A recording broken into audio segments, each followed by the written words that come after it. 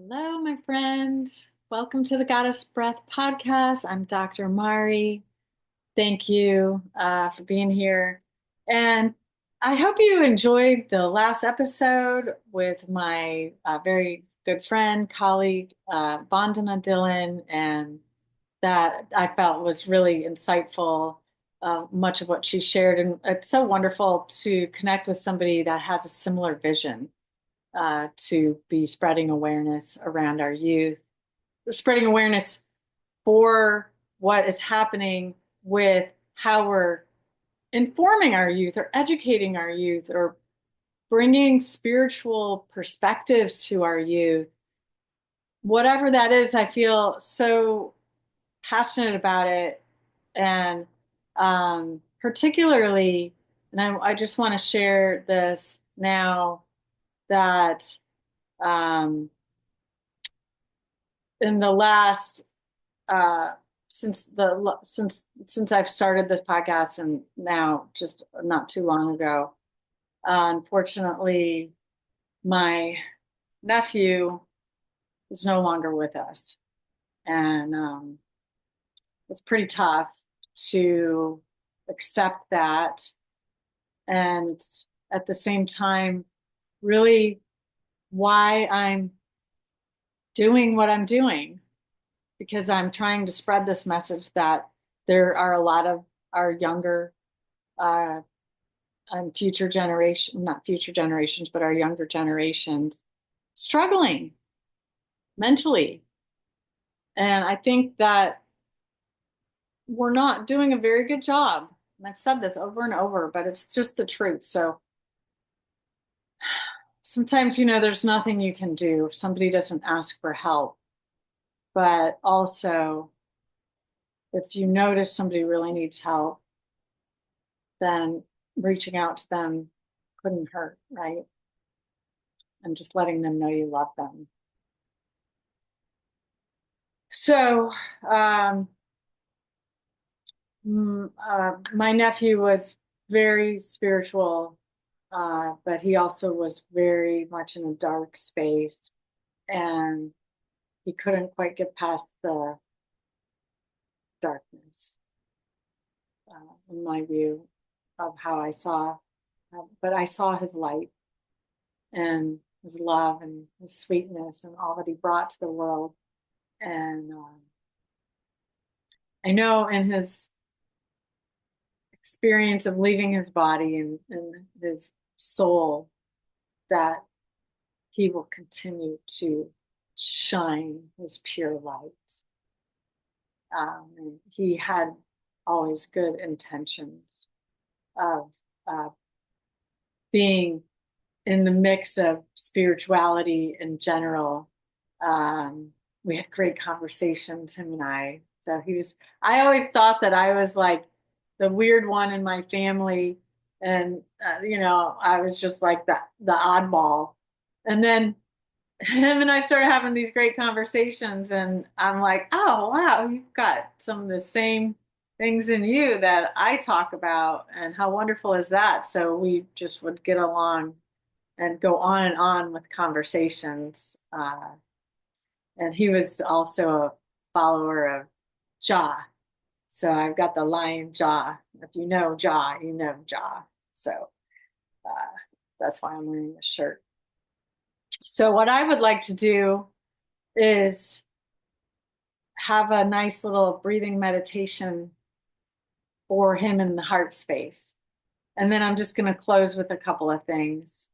And just want to keep this one short and sweet, this episode. So you will just sit back with me and feels right, or you can close your eyes. Just think about your breathing and however it feels right for you, but having those conscious, intentional, aware breaths and staying with those inhales and exhales. Staying with them, making them bigger inhales and exhales. And what I'm going to invite you to today is just being in the heart space. Being in the heart space. In the heart space, we come together.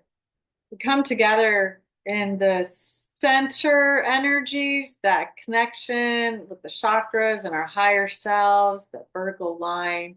And we come together in the horizontal, in the heart opening to others. So breathing in here, breathing in wide in your chest, exhaling slowly, and just really expanding in this rib cage and feeling all of that energy in your heart center of your body, even in the back. Can't forget about the back, right? So noticing those shoulders slow, like slightly moving with the breath. The rib cage definitely is breathing, and contracting and dilating and contracting.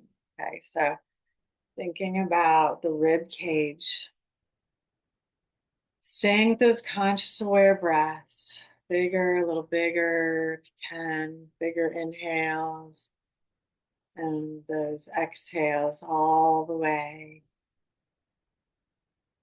Really feeling that movement, feeling yourself in this heart space. Thinking about yourself, self-love, self-care, self-knowing. Also, how you can be for others. Support, just simple kindness. Love, always love, always love. And to just feel that emanating from you. Feel that energy, that light just expanding around you in this heart space of your body. Knowing you are love and a reflection of love for others. And sometimes we need to be reminded of that, and the breath helps us. It really does.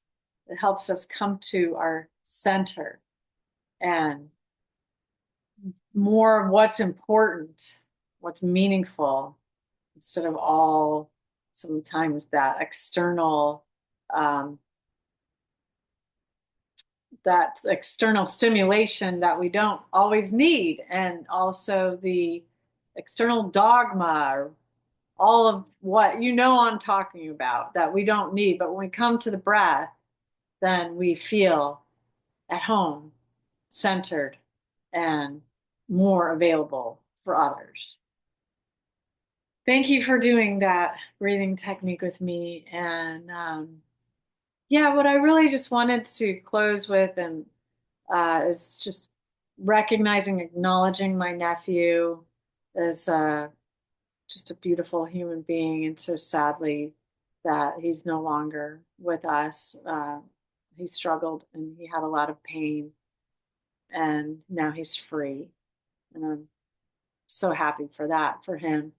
But I also want to share about what it means to have this awakening of our inner healing, and that it is possible for all of us, that we are all healers in our own way, in our own right, even if it is to be praying for somebody else, or if it's to be just a support in a way of listening. And it could be where you're a physical healer doing massage therapy, or people with that have Reiki gifts of healing. And I was an acupuncture for so long. I don't do that so much anymore, but so many other ways of providing healing gifts, doctors, nurses, even teachers in their spiritual message can be healers. and that we all have this within us. It's important to, as you do that, as you recognize that about yourself, know that we are also energetic beings, but that we connect through our unfolding of ourselves, how we connect with others. Hopefully, we aren't letting those blocks keep us back, hold us back from really truly living in our healing gifts. And I'm just going to say that my training, my breathwork facilitator training is meant, and it's my intention behind that, which is coming up very soon.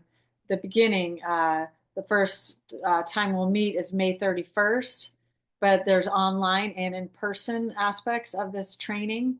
But it's meant to help with clearing away any energetic blocks. It's also meant to be more aware of the frequency and the vibration that we hold, and to shift that if that's were to be what we want, our desire, because we all have the capacity to do that too, to change our vibration.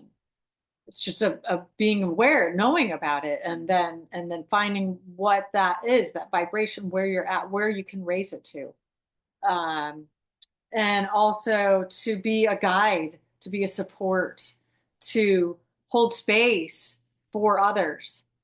So this is so necessary. It's so pertinent, and we're moving into a period of time in our Western civilization specifically.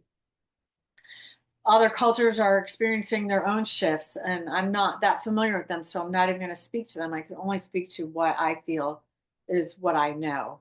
That more and more people are coming to hearing a call, that they have gifts to share, and they feel that they're not sure why they're hearing the call, but that they are wanting to go in that direction or follow their inner guidance and help others, because we're all here for each other, and we're all